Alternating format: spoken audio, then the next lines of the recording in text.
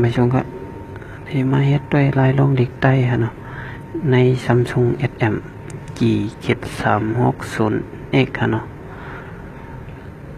ดังชุดไหลลุดเครื่องก่อนฮะตัวพอนเนี่ยเมฆที่ในก็โหลดมาไว้หมดนะฮะเจ้าอะไร2 อันจ้อมกันฮะเจ้ากีใต้แต่ยูนิโคดฮะเนาะแล้วก็ทั้งชุดก็เข้าดีในก่อนฮะจิตติ้งฮะเนาะเข้ามาดีเนี่ยมักโซเนี่ยแล้วก็คิดไว้คิดที่ไหนได้คิดวันเกี่ยวๆไว้เนี่ยฮะเนาะเขาโหลดมาไว้โมดาก็ได้ตังนี่3ด้วยฮะเนาะนะฮะเขาโหลดมาไว้โมดนะฮะทั้งหมดมีอยู่8 อันฮะเนาะบางลงก็โหลดในพีสโตฮะหมวกก่อนก็โหลดในพีสโต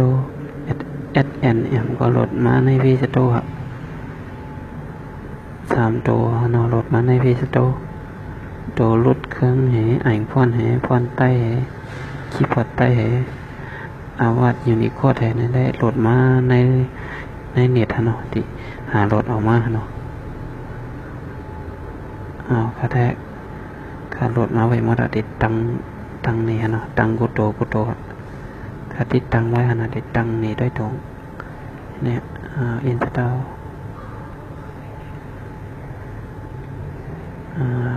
เนี่ยเยอะนะว่าติดตังกุโตย่อของมาดีน้อยๆฮะ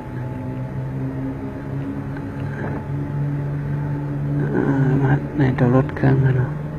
ถ้ารถมาไว้ที่ได้รถเครื่องตั้งเปิดขึ้นมาให้ไหนแล้วแต่เลยกดในกลางเนี่ยก็ได้รถแววกำต้องรถฮะพออะไรรถเนี่ยเต็กในกลางในกำพอหมุนถึง7-8 ก็เลยว่าแล้วเนาะกดถอยออกขึ้นโดยได้ตังฟอนนะเลยครับเจอตัว SNM เนี่ยนี่กดตัวไหนขึ้นมาเนี่ยแล้วก็กดที่ Samsung Mobile Android 4.3 บวก only เนี่ยนะกดที่ไหนกำไหนเด็กขึ้นมานั้นเนี่ยพร้อมขึ้นมานั้นในพร้อมขึ้นมาเล็กเคฮะเนาะเล็กเค2 ล็อกครับให้กดล็อกตั้งซ้ายฮะเนาะเด็กขึ้นมาเนี่ยในได้ก็เฮ็ดไว้มันขึ้นเนี่ยกดล็อกทางซ้ายเวลาก็กดติดจริงตองแล้วก็กดเหยียดนะก็กดเหยียดเครื่องไหนรับกว่าไหนขึ้นมาขึ้นกว่าเองก็ได้เหยียดไว้กันมาใบกวาดเนาะบอกเครื่องเปิดขึ้นมาค่อยขึ้นมาให้ไหนเนาะก็เรามาเข้าดีหมอกก่อนแล้วเข้าดีหมอกก่อนแล้วก็กดตีเหนือชุดเนี่ยมันเทหนีไว้ให้ไหนนี่มันได้ให้ไหนไว้เขาก็ต้องอ่อนตัวในวอร์ดแล้วก็คิดกันดิกอังกฤษไทยใต้มานะแล้วก็มาที่ล็อกที่3ในแทงเลือกเป็นล็อกที่3ให้ไหนแล้วมาที่ไหนแทงเชอรี่คีย์บอร์ดเนี่ยนะต้องให้เขียวมันเนี่ยว่าใบเขียวมันเดี๋ยวมันเต็มใบไหลมันได้หนีไว้ไหนเขาก็ต้องกดให้ไหนก็โอเคเนาะกดเขียวกูตัวจัดสิเนี่ยกดกำมาก็กดโอเคให้เขียวกูตัวก็ไม่ได้ได้จำแต้มด้วยกดที่ไหนนะจำแต้มด้วยจันลงมาใบขึ้นนะใบขึ้นมีแทงกำใกล้ระยะ2 กำที่เหนือชุดเนี่ยนั่นใบขึ้นนึกในกำให้ไหนก็ไม่ได้ขึ้นเดินตามแต้มด้วยจันลงมาเป็นเอาไม้ไตอะไรยาวค่ะ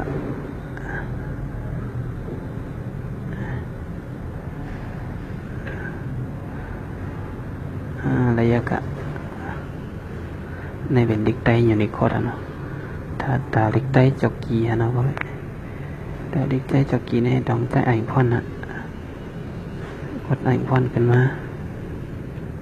แล้วก็กดตีล็อกที่3 install เนี่ยกดตีล็อกที่3 install เลือกที่ฟอนต์ไทยเนี่ยฟอนต์ไทยก็กดชิดกดชิดเอาของเด็กขึ้นมาให้เนี่ยเนาะเพราะตั้งสุดๆแดงเด่มขึ้นมาวันนี้มันตีขึ้นมาว่าสกิปกับโอเคเนาะอย่าไปเน็กโอเคก็เดียวป้องขึ้นว่าสกิปกับโอเคไหนกดสกิปบันดังแอด KIP เนี่ยเนาะถ่ายซ้ายในมันเด็กขึ้นนี้กดสกิปแล้วก็ต้องไปกดโอเคเนาะก็ได้เหตุรายการมากดโอเคก็เดียวแล้วกดโอเคมันได้ให้ติดตั้งแห่งกรรมอะไรแล้วก็ติดตั้งวันให้นาฬิกาปลุกกดติดตั้งวันโอเคถ้าติดตั้งไว้มันเป็นติดตั้งแห่งกรรม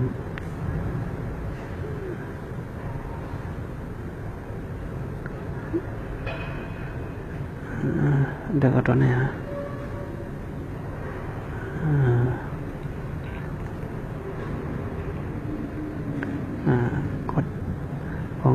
กดโอเคนี่มานั่นเนี่ยมาดีฟอนต์สไตล์เนี่ยนะกดขึ้นมาให้เนี่ยขาตั้งไว้มาไกลกันมาเนาะทำไมเดี๋ยวเจอฟอนต์เจ้ากีเนี่ยต้องกดโดดเตอสุดเนี่ยเกียดฟอนต์เจ้ากีเจอแล้วก็ไม่เดี๋ยวจามแต้มด้วยเจ้ากีนะออกมันให้จำแต้มด้วยจอกกี้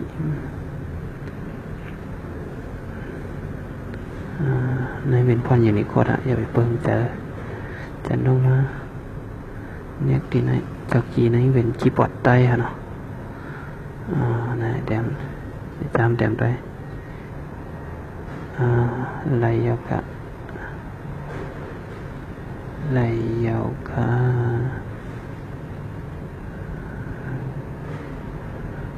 มันออกวนๆในกลางให้ไหนเนาะมันออกวนๆในกลางให้ไหนพอนมันบ่หักรายละเอียด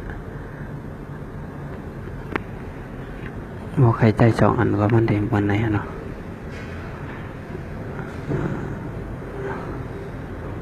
อะไรวันไหนว่าใครไร2 อันกำเดียวเนี่ยก็เจอพอนวาดยูนิโคดเนาะเข้ามาดีอ่านพอนแทนก็กดดีอินสตอลนะฮะเนาะOURS เอาว่ายูนิโคด2 พอนเนี่ยเลือกที่ไหนกดชิดนะเนาะ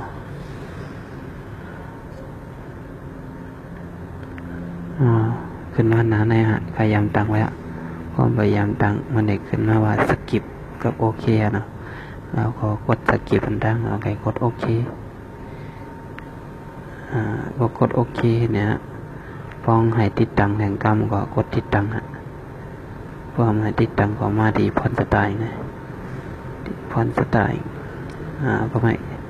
เลือกดีไหนเนาะวัดยูนิโคด2 พอนเนี่ยโดยทั้งวนได้เต็มเลยเลือกที่ไหนเหยียดโอเคไหล2 พอนก็เดียวเอาไหมกดออกวน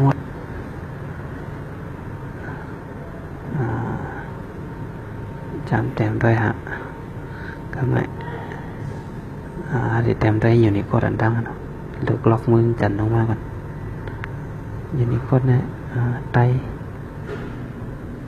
ของ KE เนาะไตยูนิโคด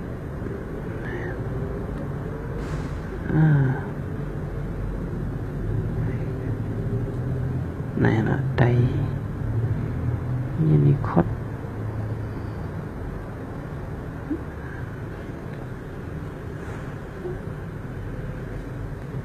ยูนิโคด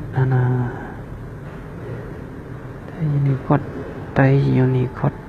ก็ไม่ตีจำแต้มด้วยทางจอกกีไตเนาะ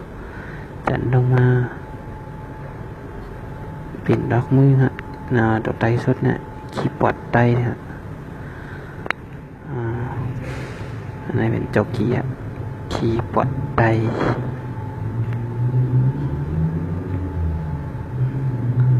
คีย์ฟ้าหอยตาแพทอยากบอดฟ้าหอยนี่เดี๋ยวเป็นที่ไหนมาแบบนี้เพราะว่าใส่หอยเนี่ยมันเดี๋ยวเป็นจะปิดมาดังหลังให้ไหนนี่มันออกให้ไหนฮะพอใจสองพอนร่วมกันคีย์บอร์ดไตให้ไหนนี่อีกที่มาซ่อนแบบนี้นี่มันนี่ฮะเตรียมได้เตรียมเมียนนะฮะเนาะคีย์บอร์ดไตเนี่ยแต่มันได้ออกหมดเลยฮะเพราะว่าเขาจะเอาไว้ยูนิโคด2 พอนด้วยได้2 อันกำเร็วเนาะมันเปลืองกันให้ในอีดอนนั่นนี่พวกใครตัวอะไรดีๆเนี่ยก็ปิ่นให้ดีพอนสไตล์มันฮะพวกใครตัวอะไรยูนิโคดดีๆเนี่ยก็เลือกเป็นพอนยูนิโคดว่าตัวอะไรจบกีไต้ดีๆเนี่ยก็เลือกเป็นพอนไต้ฮะเนาะมีจังไรฮะค่ะไม่ชงกะ